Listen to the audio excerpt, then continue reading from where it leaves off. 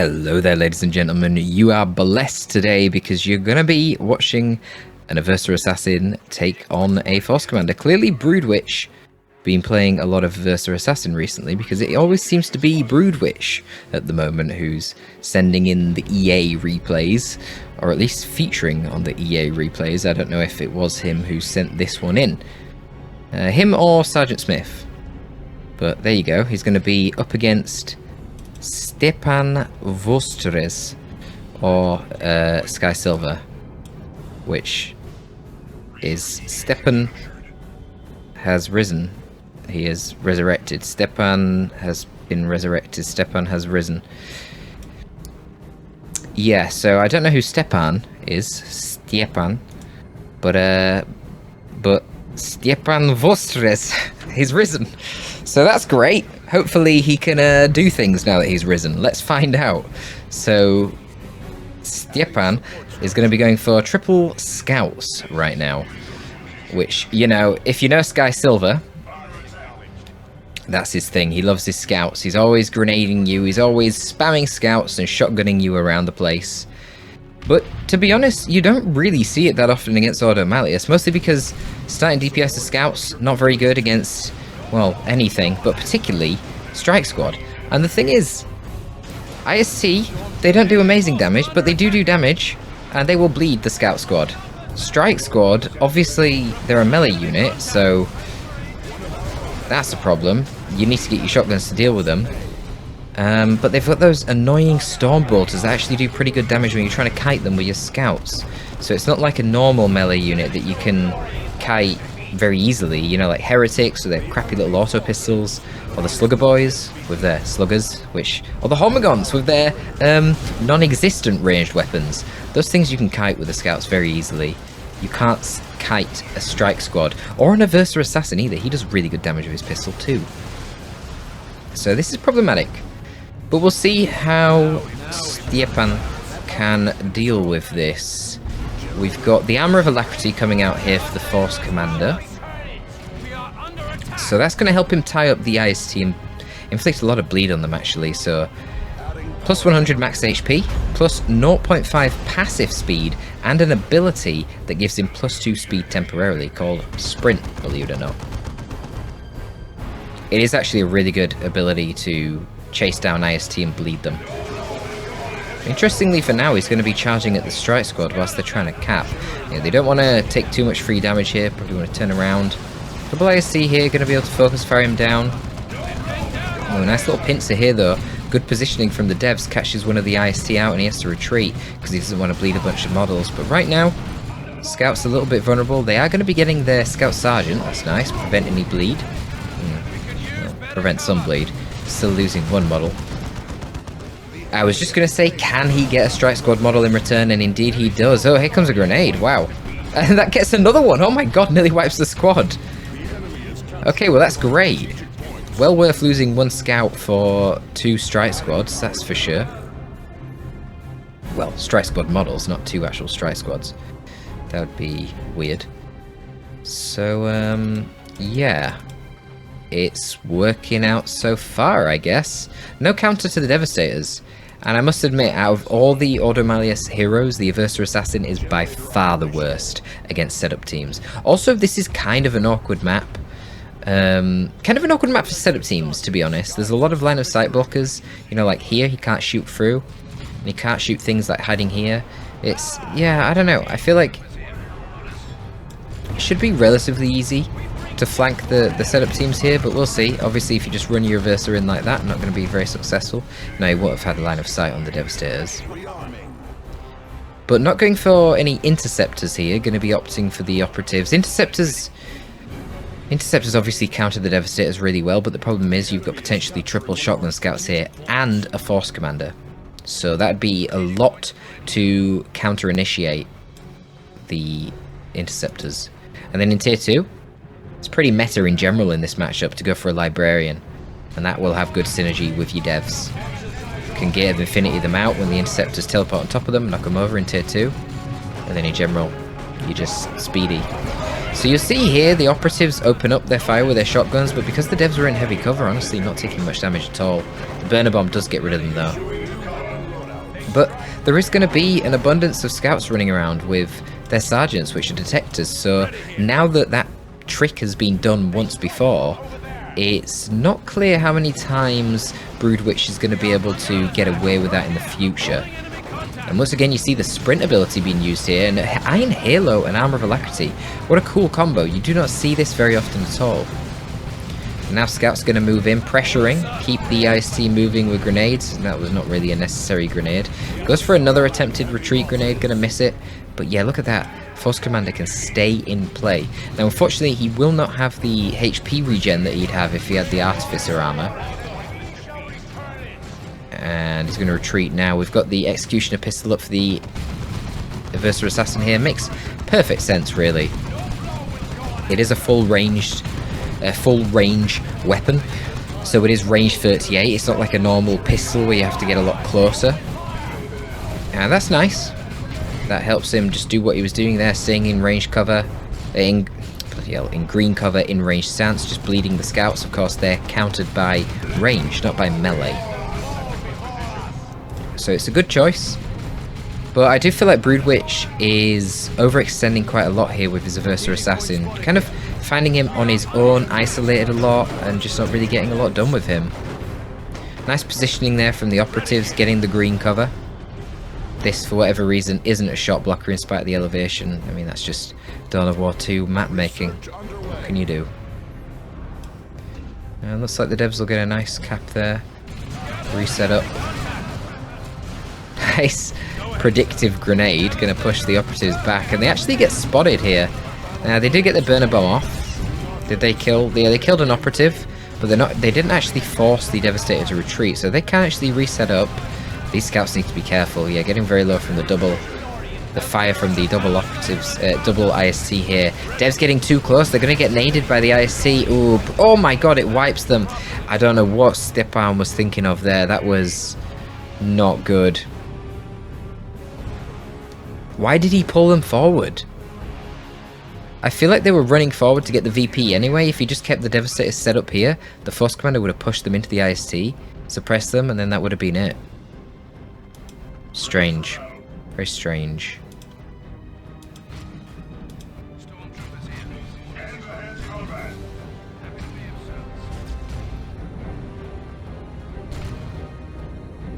So he gets hit by the Neurotoxin pistol, eats it with his Iron Halo, and sprints away. But the Adversary Assassin, man, he's one of them speedy boys. He's like, no, I want to fight you. Force Commander doesn't want it. Drained all of his energy from his Iron Halo, but check it out once again. Adversary Assassin running around on his own. And look, I know that's kind of what the Adversary Assassin likes to do, but I feel right now he should be sticking around with the IST, help him focus down these scout squads, and then also you can drop the Neurotoxin on the FC when he tries to tie up the IST, and I just think it would be a lot more effective. Anyway, Hypermetabolism Global went down there. That's going to give him HP regen. It just worn off as the grenade hit. But kind of some weird things going on down here. The drop pod came in for the tax. Oh, I do hate to see this. So he fights for ages with the tax and loses 2 models at the expense of a little bit of HP there for the enemy strike squad. But he's not going to pay the 75 rec for each of them. He's just going to get the sergeant and turn them into stern guards. So not a big loss. Now this is really weird. Stepan is going to go for a whirlwind. That's really strange. I know Skysilver goes for some weird builds, but to go for a whirlwind as your first tier 2 purchase is very strange. I don't even know what to say, really. I mean, we'll see how that does. I can't imagine that's particularly effective. A bit lazy from Broodwich there, just to throw both of his IST grenades on one spot. Oh wait, actually no, I'm chatting shit. I'm just straight up flaming the man for things that he didn't even do. He just threw one of the grenades. No shotguns as well, don't you think that's crazy?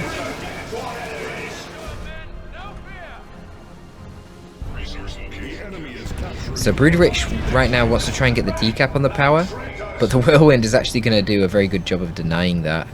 The problem is, there's a fucking Rhino on the way from the Ordo Malleus, and it's obviously got that las cannon.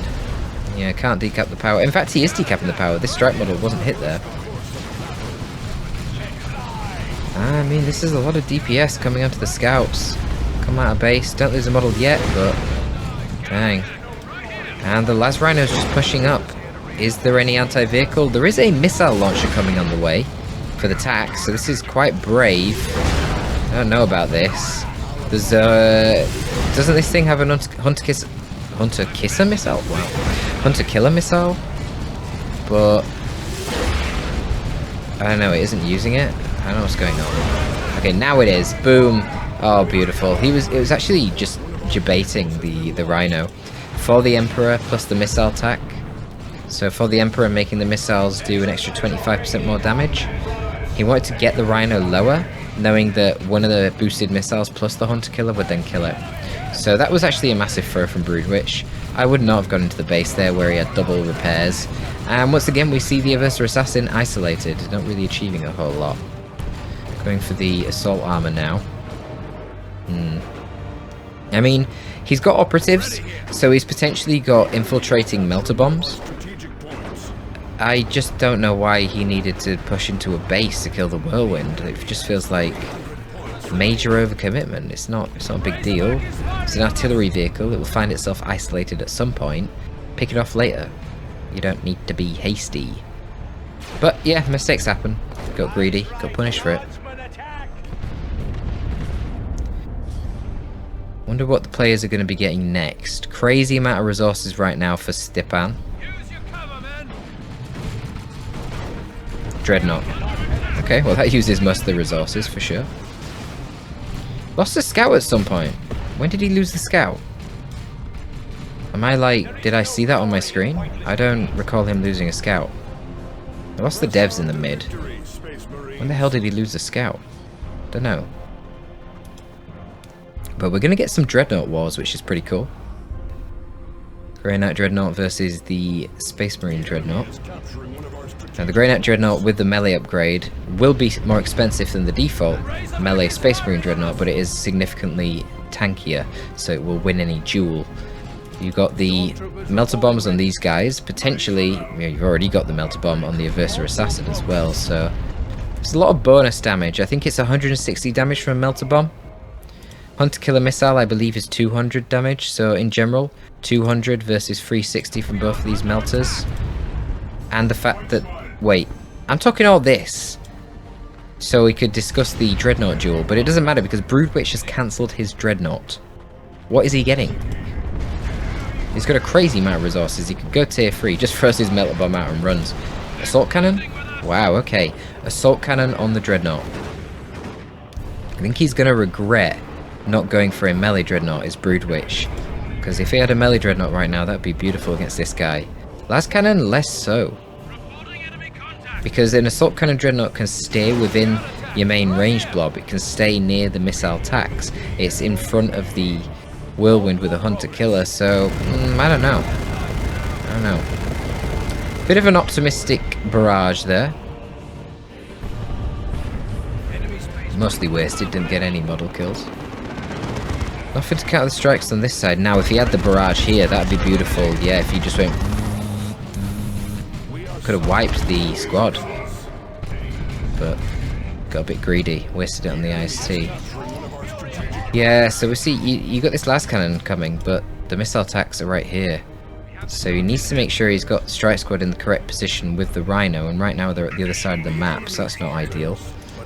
The Rhino can get chipped down by the Hunter Killer, it can get hit by the attacks, like, yeah, I don't know, man.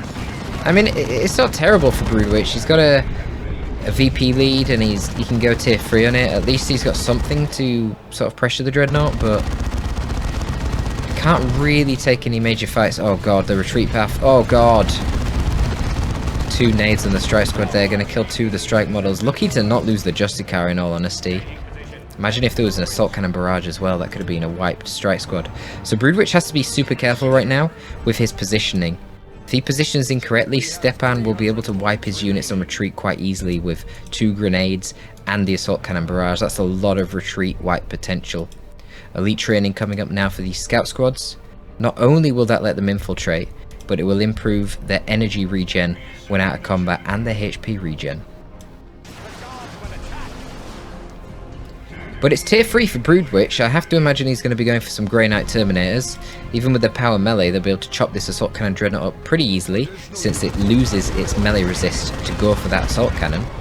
And obviously everything else will get wrecked as well. Grenades bounce off those guys. Bolters don't really do anything to them, because they're super heavy infantry. And even the mighty Force Commander doesn't want to fight Grey Knight Terminators in melee, so... yeah. We'll see. Still a bit of time till he can get that. I believe Grey Knight Terminators are 150 power? I think 150 power or 100. Don't remember now. This Rhino needs to be super careful. Look at that Hunter Killer from the Whirlwind. Oh my goodness. In fact, the Whirlwind's missiles there did quite a lot of damage as well. Jeez. And that's with no missile attacks in play. God. Grenades right now could finish off the Rhino, but Broodwich is going to micro it. Fair play. Strike Squad kicking the shit out of the tax here, to be honest, but yeah, with the support of both the Force Commander and the Whirlwind, probably a good idea just to get the strikes out of there. He's going to be going for a Vortimer Razorback. I don't like this choice, man. The Vortimer is going to do more DPS than the last Cannon Rhino, and it's a little bit tankier too, but you've seen how fast he killed that Rhino. Wait, what did he just spend resources on? Oh, another tack, which could get another missile launcher. This could be really bad for Broodwich. It could be bad for him. I just realised he didn't get Sternguard in the end, so in fact he did have to reinforce those extra 2 models. So that's nice at least. Ooh, is this going to kill the Whirlwind? Oh, it is! Nice! That's a pickup. Okay. So he does get it with the Aversa Assassin charging in and hitting the Melter Bomb. Ooh, can the Assault Cannon Barrage finish off the Rhino? It does! Very nice. Not often you see an Assault Cannon Dreadnought taking out vehicles with its Assault Cannon, but it can do it like that. Now here comes the Vortimer Razorback. That will be pretty scary. Where's the Tax? Okay, Tax are still here with a missile launcher. What about the second squad? No missile launcher on them yet. Understandable. He didn't see the Vortimer. Now he does, but he's not getting the missile launcher.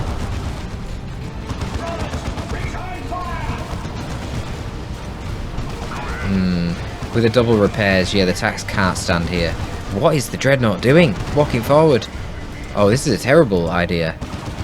Unfortunately, the Vortimer is going to be focusing on the stupid Force Commander right now. There you go, refocusing on the Dreadnought. Now can drive after it.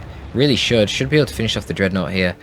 I don't know if Broodwich is a little bit spooked though. He might be like, there might be a last cannon back here. No, he's going to go for the kill. He's going to get it because there's no AV. There's only the missile attacks, but they're not fast enough. Yeah, now get out of there. Get out! What's he doing? Why is he keeping it here? No! Drive, Broodwich. Rear armor hit here from the missile launcher. Trying to do some sort of path blocking with scouts, but yeah, they're not going to enjoy the Psycan shots from the Vortimer. They've got to get out of there. And man, this puts Broodwich in an amazing position right now. Only Tax and scouts to deal with. The Tax have double missile launchers. Super easy for him to tie them up with the Strike Squad and the Aversa Assassin, while the IST and the operatives go around dealing with the scouts. And so long as you got the EA and the Strike Squad near your Vortimer, they can keep the missile attacks tied up while the Vortimer outputs its crazy DPS. But what the Vortimer should not be doing is sitting there, not moving against the missile attacks. That's a bit weird. So it tries to bait him into some sort of orbital bombardment, but not really going to work. Skysilver just walks forward a little bit and it's not a big deal, and he's going to throw his misfire on the missile attacks. The Aversa Assassin is taken out by something. What the hell killed him? Was that the Force Commander? I don't know, but it's like the Vortimer will be fast enough. We'll get out of there. Attempt some retreat grenades, but in completely the wrong position. Needed them over here, not there. See, he didn't have the Strike Squad that entire time. Strike Squad, side capping.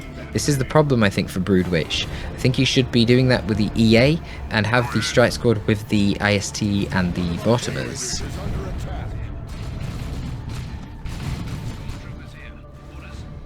I feel like at this point, the EA should be side capping. Whereas in Tier 1, that wasn't really the case. He should have been with the Blob.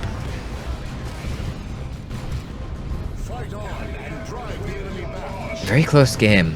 150 VPs to 162. Oh, this could be pretty deadly to these tactical marines with the strikes in retreat path. Don't manage to kill the sergeant. Kill everyone but the sergeant. Wow, 30 HP left on that guy. Damn.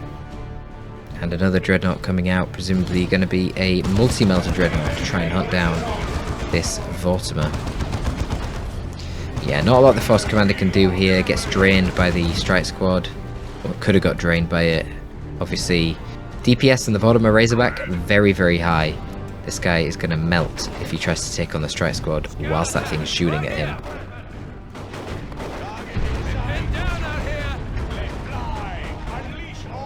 Finally some shotgun upgrades for the scouts. Feels like that's kind of overdue. You see here, they trade pretty well with the operatives. Obviously this is a 2v1 fight. But operatives get out only losing one hit model, not too bad. Killed what, 3 scouts there? Yeah, they did. I mean, all Broodwich needs to do right now is get Terminators and he wins. There's nothing that can beat the Terminators. I mean, except a melee Dreadnought, right? But how are you going to keep a melee Dreadnought alive when there's Melter Bomb, and a Vortimer? I don't know. I really feel like this Plasma Gun upgrade was very redundant, both of them. I feel like that would have been much better spent on Terminators.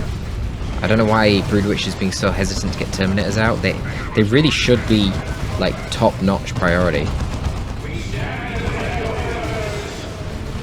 Yeah, EA even takes out the Force Commander there, activating Psychon. He's running around super fast, charging through all the attacks, and now he's just going crazy. Ripping up Space Marines. I think Sky's done here.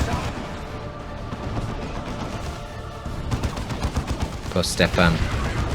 He's going to have to rise again, because I don't know where he risen from before, but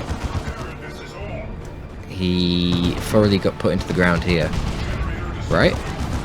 I mean, this is a multi-melter Dread, but it's not shooting the Vortimer, and it's just gonna get melted. Yeah, and you can just keep it still, let the Dreadnought melee you, just repair it. Yeah. Well, there you go. Tactical Marines trying to do something, but they're running into melee with an Aversa Assassin, which is not where you want to be. You can see the DPS that this guy outputs is crazy. Pretty easy to control, because you can suppress him, you can knock him over. When you don't do that, you're going to get punished. Oh my god, look at the damage. Level 7 Aversa Assassin right now. Just tearing through everyone. Yikes, yikes, yikes, yikes. Yeah, that's going to be Skysilver throwing in the towel, but there you go. A little bit of Auto Malleus action.